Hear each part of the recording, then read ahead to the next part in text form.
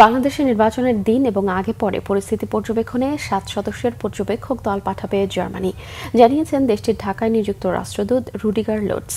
এই নির্বাচন পর্যবেক্ষণে ইউরোপীয় ইউনিয়ন বিপুল সংখ্যক পর্যবেক্ষক পাঠাবে, জানিয়ে আইন শৃঙ্খলা পরিস্থিতি স্বাভাবিক রাখা এবং লেভেল প্লেইং ফিল্ড তৈরিতে অবাধ ও সুষ্ঠু নির্বাচনের পূর্ব শর্ত বলেও মন্তব্য করেন জার্মান রাষ্ট্রদূত।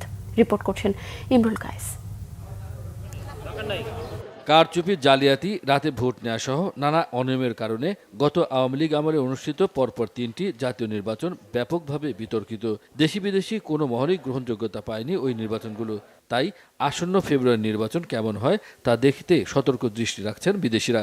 ঢাকায় নিযুক্ত জার্মান রাষ্ট্রদূত রুডিগার লোটস বলেন, নির্বাচন পর্যবেক্ষণ করবে জার্মানি সহ ইউভুক্ত দেশগুলো। We will have a huge mission of the European Union. আসন্ন নির্বাচন পর্যবেক্ষণে ইউরোপীয় ইউনিয়নের বিপুল সংখ্যক পর্যবেক্ষক থাকবে। এর মধ্যে জার্মানির পর্যবেক্ষকরাও থাকবেন।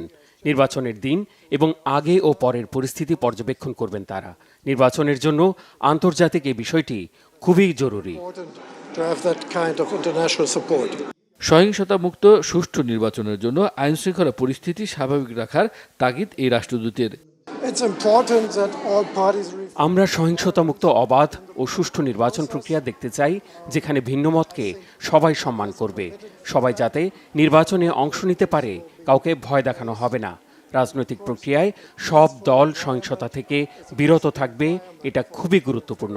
অবাধ ও সুষ্ঠু নির্বাচনের জন্য আইন শৃঙ্খলা পরিস্থিতি স্বাভাবিক রাখা পূর্ব শর্ত।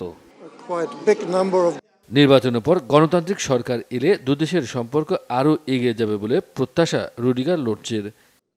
ইমরুল কায়েস, বাংলা ভিশন, ঢাকা।